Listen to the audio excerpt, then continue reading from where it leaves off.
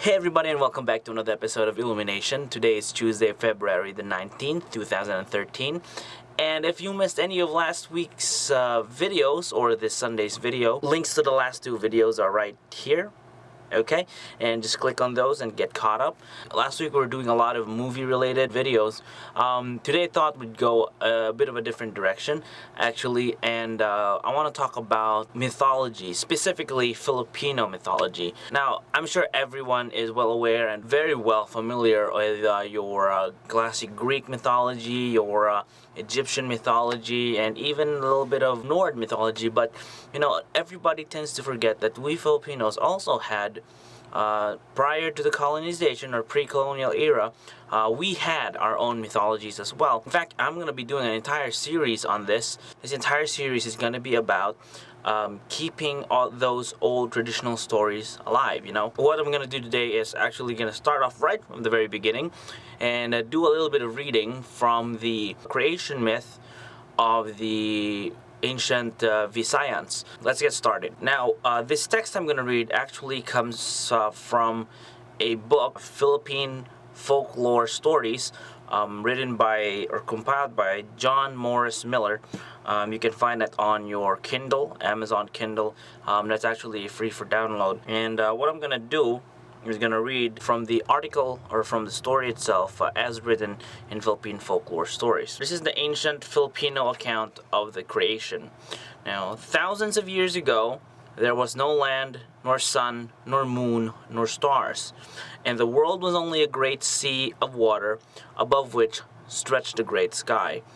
The water was the kingdom of the god Maguayan, and the sky was ruled by the great god Kaptan. Maguayan had a daughter called Lidagat, or the sea, and Kaptan had a son known as Lihangin, known as the wind. The gods agreed to the marriage of their children, so the sea became the bride of the wind. 3 sons and a daughter were born to them. The sons were called Likalibutan, Liadlaw, and Libulan, and the daughter received the name of Lisuga. Now Likalibutan had a body of rock and was strong and brave. Liadlaw was formed of gold and was always happy. Libulan was made of copper and was weak and timid. And the beautiful Lisuga had a body of pure silver and was sweet and gentle. Their parents were very fond of them, and nothing was wanting to make them happy. After a time, Lihangin died and left the control of the winds to his eldest son Likalibutan. The faithful wife Lidagat soon followed her husband, and the children, now grown up, were left without father or mother. However, their grandfathers, Kaptan and Maguayan, took care of them and guarded them from all evil. After a time, Likalibutan, proud of his powers over the winds, resolved to gain more power, and asked his brothers to join him in an attack on Kaptan in the sky above. At first, they refused, but when Likalibutan became angry with them, the amiable Liadlaw, not wishing to offend his brother, agreed to help. Then, together, they induced the timid Libulan to join in their plan.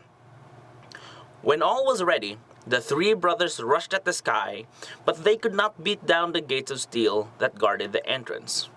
Then Likalibutan let loose the strongest winds and blew the bars in every direction. The brothers rushed into the opening, but were met by the angry god Kaptan. So terrible did he look that they turned and ran in terror. But Kaptan, furious at the destruction of his gates, sent 3 bolts of lightning after them. The first struck the copper Libulan and melted him into a ball. The second struck the golden Liadlaw, and he too was melted. The third bolt struck Likalibutan, and his rocky body broke into many pieces and fell into the sea. So huge was he that parts of his body stuck out above the water and became what is known as land. In the meantime, the gentle Lisuga had missed her brothers and started to look for them. She went toward the sky, but as she approached the broken gates, Kaptan, blind with anger, struck her too with lightning, and her silver body broke into thousands of pieces.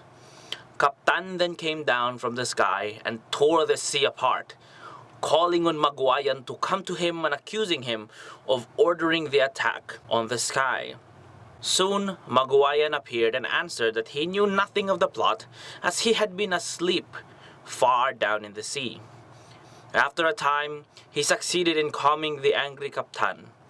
Together, they wept at the loss of their grandchildren, especially the beautiful and gentle Lisuga. But with all their power, they could not restore the dead to life. However, they gave to each body a beautiful light that will shine forever. And so it was that the golden Liadlaw became the sun, and the copper Libulan the moon, while the thousands of pieces of silver Lisuga shine as the stars of the heavens. To wicked Likalibutan the gods gave no light, but resolved to make his body support a new race of people. So Kaptan gave Maguayan a seed, and he planted it on the land, which, as you will remember, was part of Likalibutan's huge body.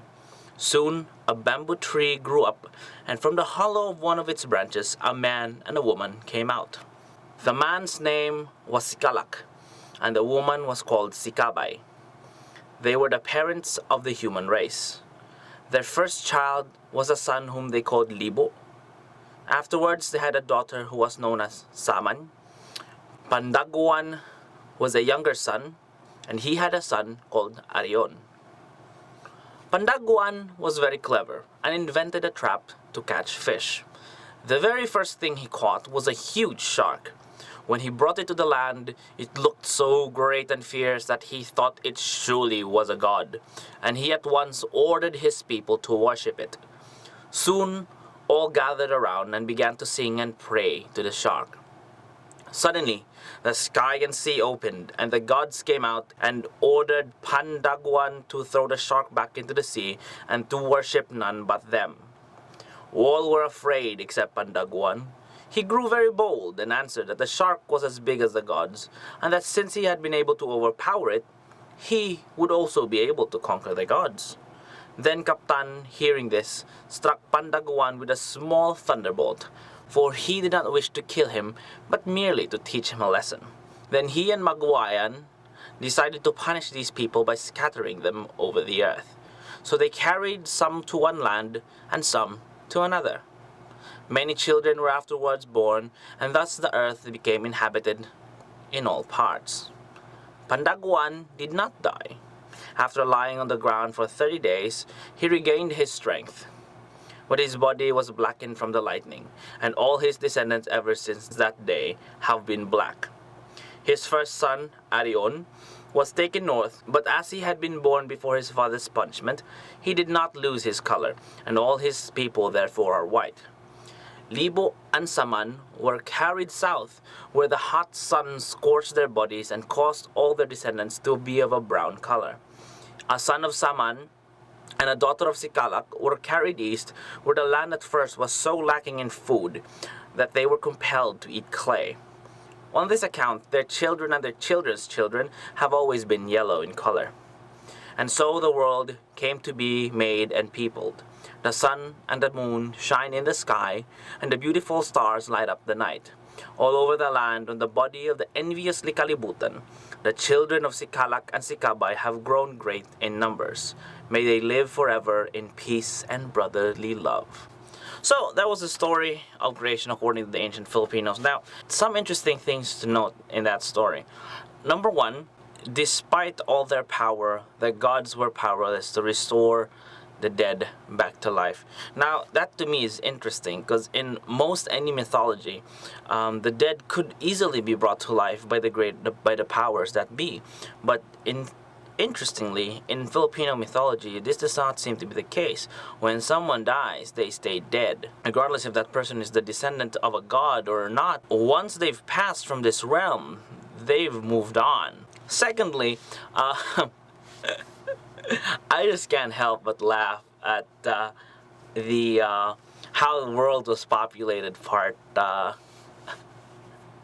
It always gets me when I read that bit. You know, the part where the man who was so boastful and proud was struck down by lightning, and thus he and all of his descendants turned black. And why the people of the north are always white and the people of the east are yellow in color, and just goes to show that we were very active in trade. It's around a bit longer than I expected, but that's all we have for today.